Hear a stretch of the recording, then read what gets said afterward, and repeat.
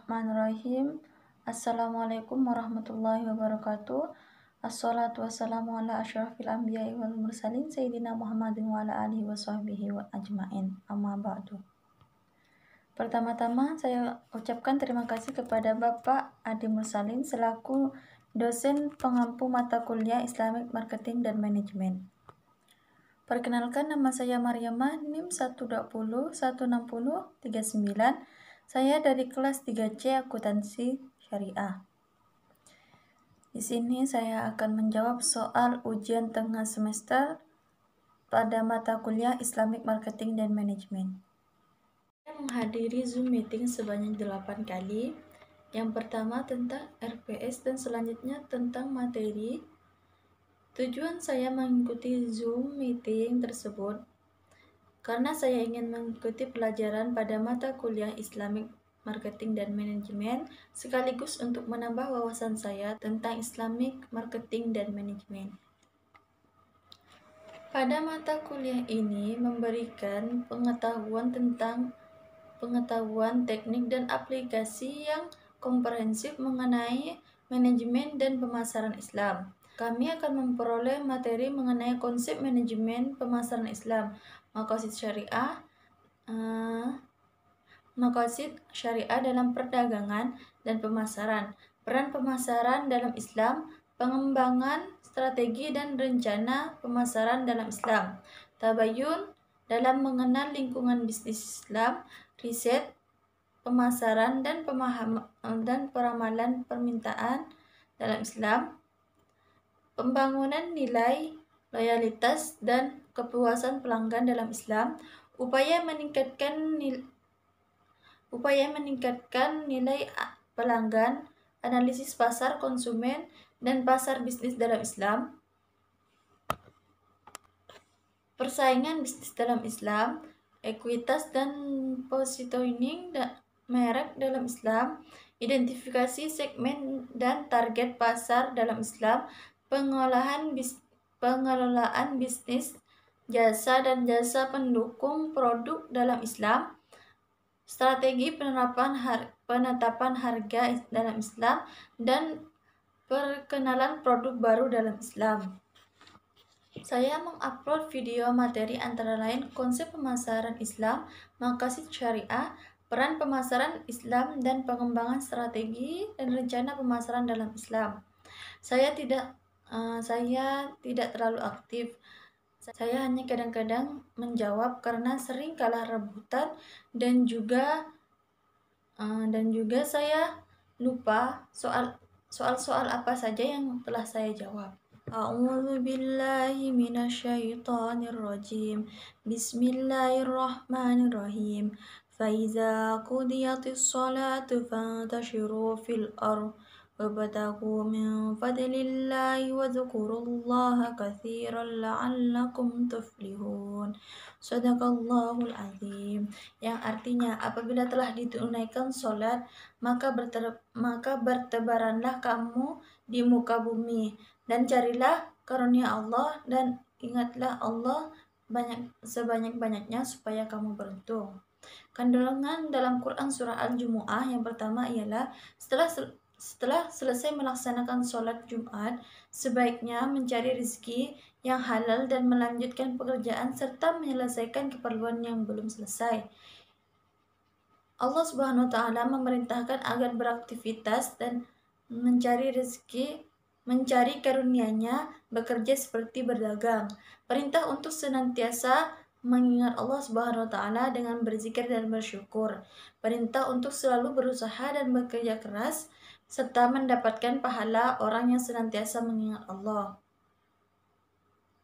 Selanjutnya, Quran surah Al-Maidah ayat 2. A'udzu billahi minasyaitonir rajim. Bismillahirrahmanirrahim. Ya ayyuhalladzina amanu la tuhillu sya'airallahi wala syahrul haram wala hadaya wala qalaida wala aminal baital haram yabtaguna fadlan min rabbihim wa ridwana وإذا حللتم فاصطادوا ولا يجرمنكم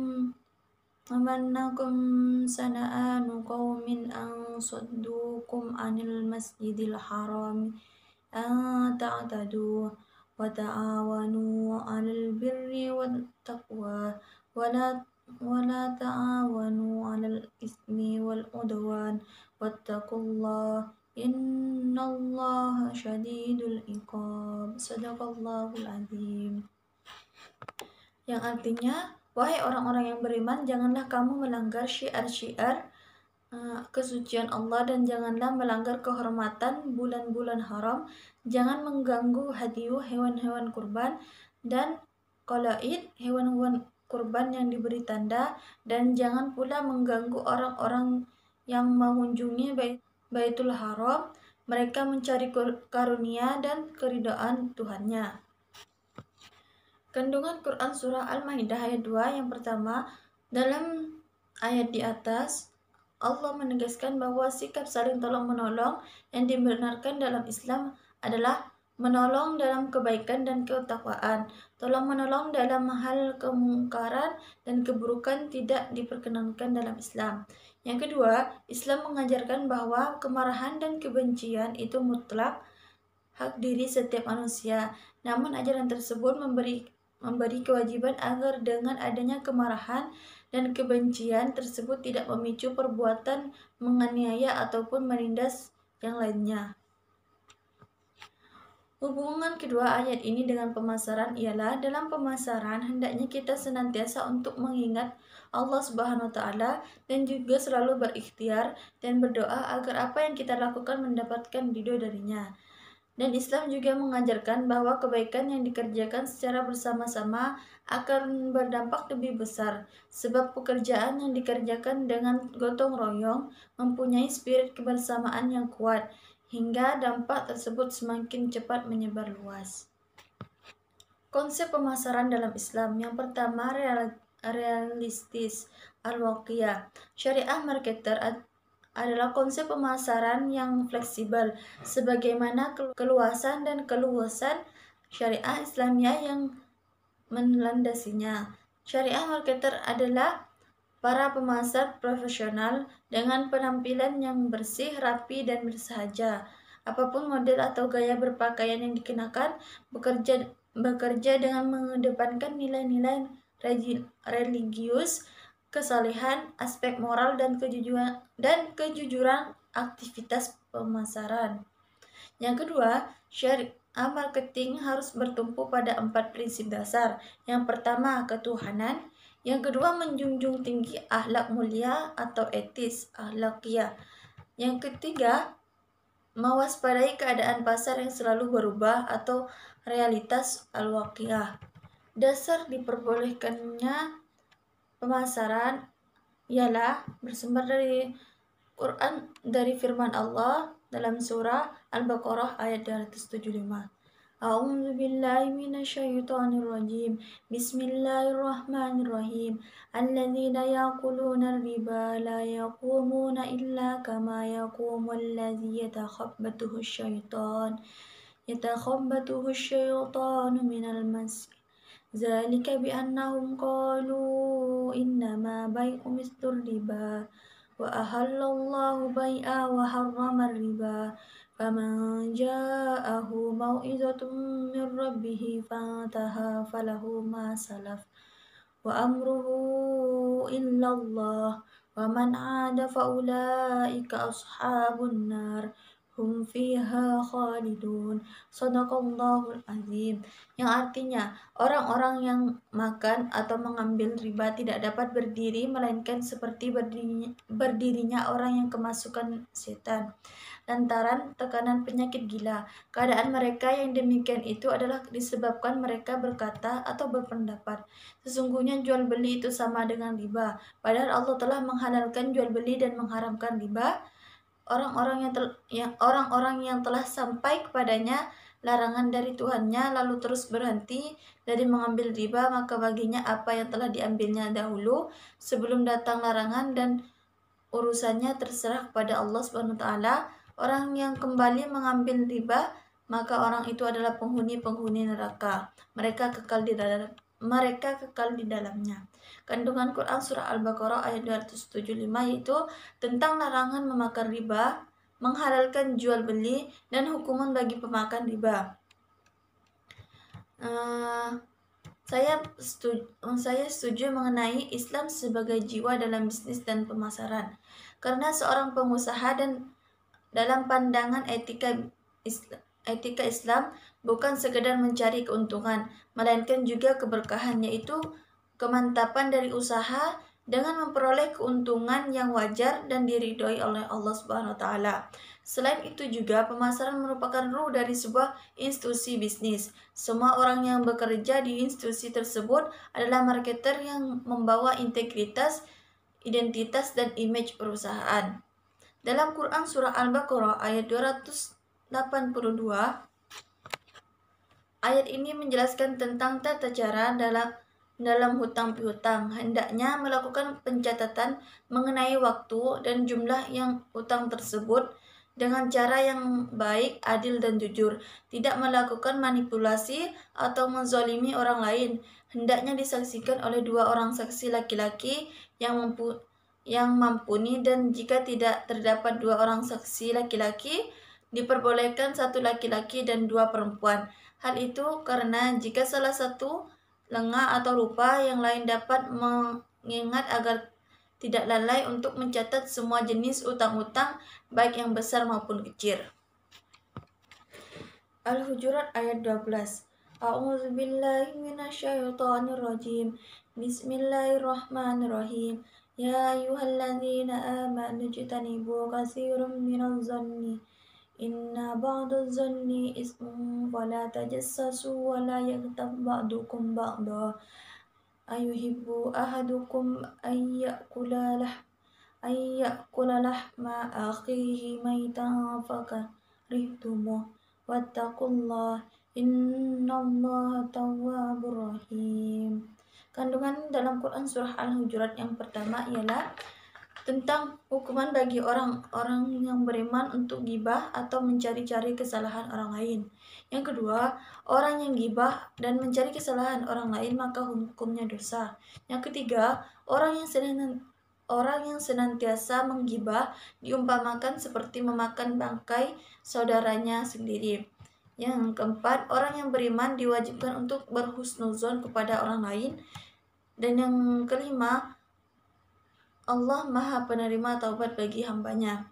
Kaitan kedua surah tersebut dengan pemasaran ialah apabila ada orang yang berhutang kepada kita, maka hendaklah kita mencatatnya dan menghadirkan saksi, serta jika kita mendapatkan sedikit masalah di lain waktu, maka kita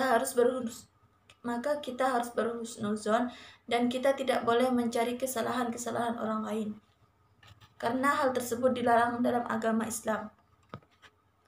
Yang dimaksud dengan maqasid syariah dalam pemasaran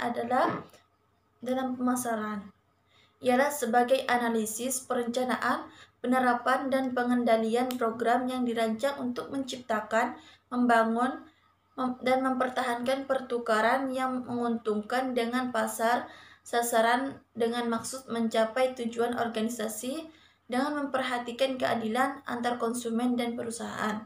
Salah satu ayat tentang tijarah ialah Quran surah An-Nisa ayat 29. A'udzu billahi minasyaitonir rajim. Bismillahirrahmanirrahim. Ya ayyuhalladzina amanu la taqulu amwalakum bainakum bil batili illa an takun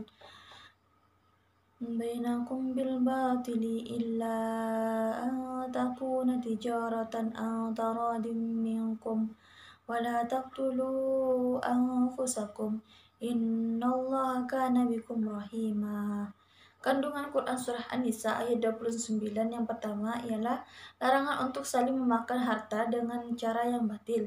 Yang kedua, kita diperbolehkan untuk berdagang atas dasar suka sama suka. Yang ketiga, larangan untuk membunuh diri kita sendiri atau bunuh diri. Jual beli yang dilarang dalam Islam yang pertama ialah riba. Riba secara bahasa berasal dari bahasa Arab yang bermakna kelebihan atau tambahan atau az-ziyadah.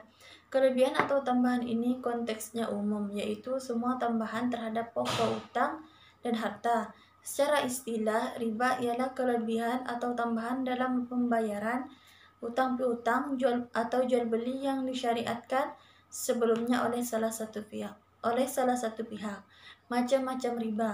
Yang pertama, riba qard, yang berarti suatu manfaat atau tingkat kelebihan tertentu yang disyariatkan oleh pemberi hutang terhadap orang yang berhutang.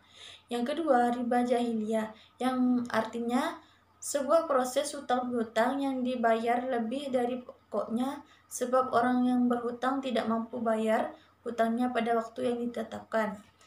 Yang ketiga, riba fadl, yakni pertukaran antara barang sejenis dengan kadar atau takaran yang berbeda, dan barang yang dipertukarkan termasuk jenis barang riba. Yang keempat, riba nasi'ah, yaitu penangguhan penyerahan atau penerima jenis barang riba dengan jenis barang-barang yang tergolong riba lainnya. Jenis riba yang satu ini bisa terjadi karena adanya perubahan, perubahan dan penambahan antara barang yang diserahkan sekarang dan barang yang diserahkan setelahnya. Contohnya riba bunga bank dan contoh riba yang pertama ialah bunga bank konvensional dan riba pinjaman dengan syarat.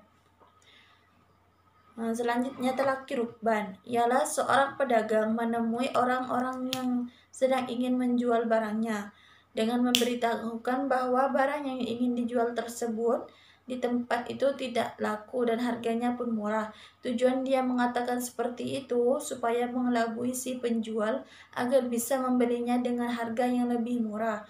Hukum jual beli ini adalah haram. Maksudnya ba'i najasi, yaitu rekayasa dalam pasar, demand atau permintaan yang terjadi apabila seorang produsen menciptakan permintaan palsu sehingga seolah-olah ada banyak permintaan terhadap harga suatu produk yang menyebabkan harga jual produk tersebut naik. Selanjutnya, tadlis. Tadlis adalah salah satu bentuk penipuan dalam perdagangan, merupakan bentuk ketidakjujuran seseorang pedagang dalam menjalankan usahanya. Tadlis ini juga bisa terjadi dalam 4 hal, yakni kualitas, harga, dan waktu penyerahan. Selanjutnya, ihtikar. Ihtikar berasal dari kata hakara yang arti azul, aniaya, dan isa al-mu'asyarah, merusak pergaulan. Secara istilah berarti penyimpanan barang dagang untuk menunggu lonjakan harga. Selanjutnya, gharar, yaitu ketidakpastian dalam transaksi yang diakibatkan dari tidak terpenuhinya ketentuan syariah dalam transaksi tersebut. Pemasaran berperan dalam syariah diartikan sebagai perusahaan yang berbasis syariah diharapkan dapat bekerja dan bersikap profesional dalam dunia bisnis, karena dengan profesionalitas dapat menimbulkan rasa kepercayaan konsumen. Cara mengembangkan strategi pemasaran. Yang pertama, segmentasi pasar. Yang kedua, penentuan posisi pasar. Yang ketiga, strategi memasuki pasar adalah bagaimana memasuki segmen pasar yang dituju. Selanjutnya, strategi marketing mix dan strategi penentuan waktu. Tabayun sangat penting dalam lingkungan bisnis, apalagi untuk mereka yang baru akan memulai bisnisnya. Karena dengan adanya tabayun dalam lingkungan bisnis, kita bisa mencari atau meneliti terlebih dahulu informasi yang disampaikan kepada kita agar kita tidak gegabah dalam mengambil tindakan ekonomi untuk kelangsungan perusahaan ke depannya. A'udzubillahi minasyaitonirrajim. Bismillahirrahmanirrahim.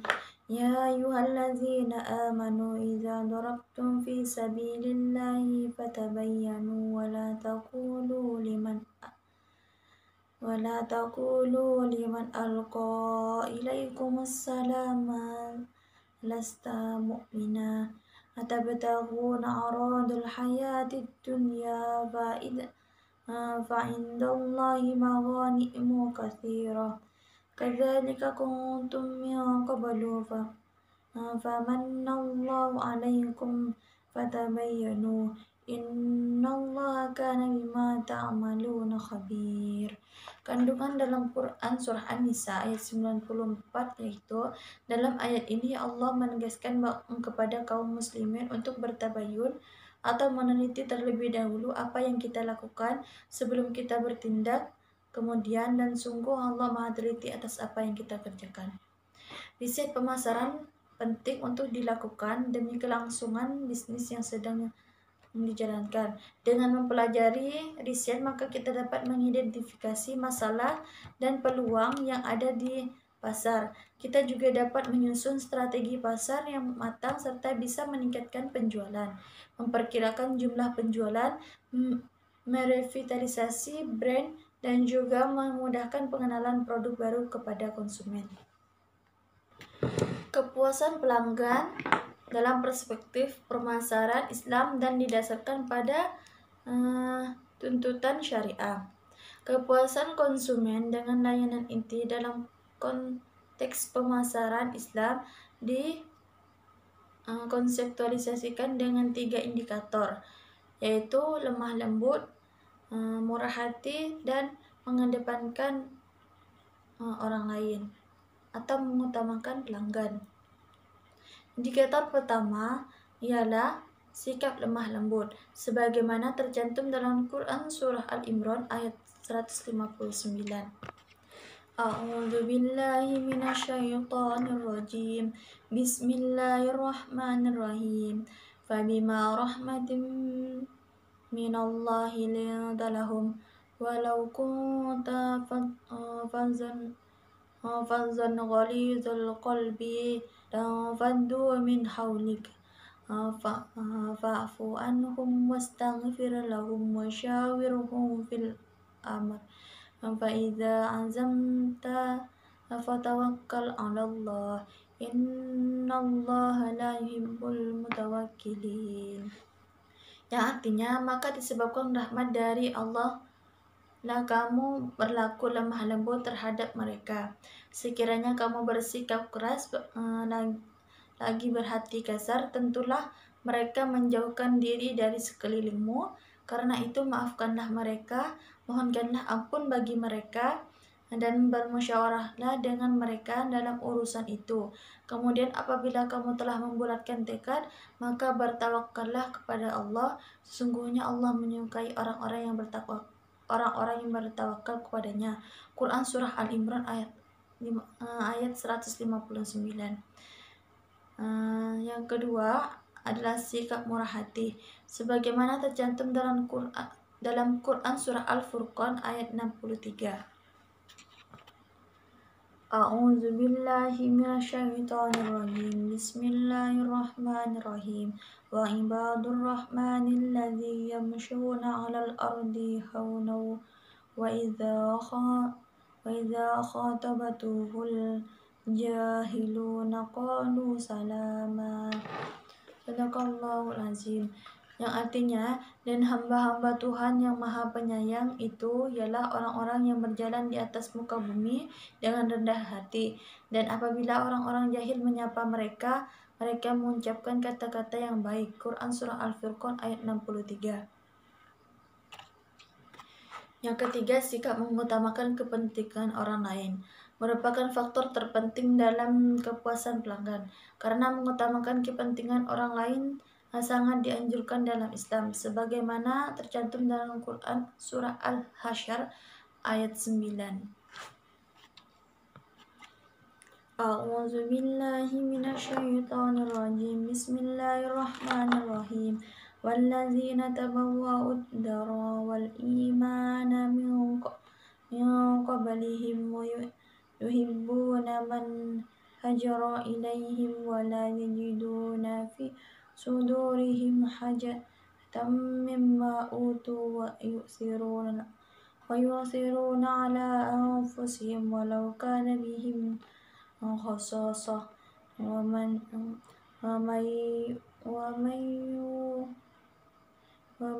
yuqashuha nafsihi fa ulaika humul muflihun.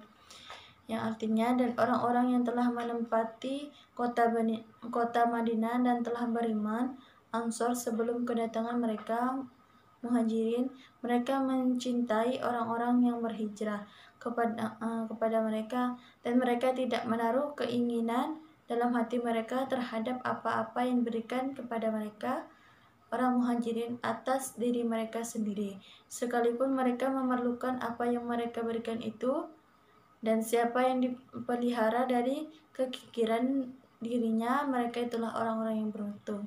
Quran Surah Al-Hasyr ayat 9. Jika pelanggan merasa puas, maka akan menciptakan loyalitas pelanggan, sehingga terbangunlah hubungan jangka panjang antara pelanggan dengan pemasar secara individu, dan selanjutnya mereka akan merasa puas terhadap apa yang kita berikan. Sekian video dari saya. Semoga apa yang saya sampaikan ini bisa bermanfaat pada orang lain dan juga pada diri saya sendiri. Wabillahi taufiq wal hidayah. Wassalamualaikum warahmatullahi wabarakatuh.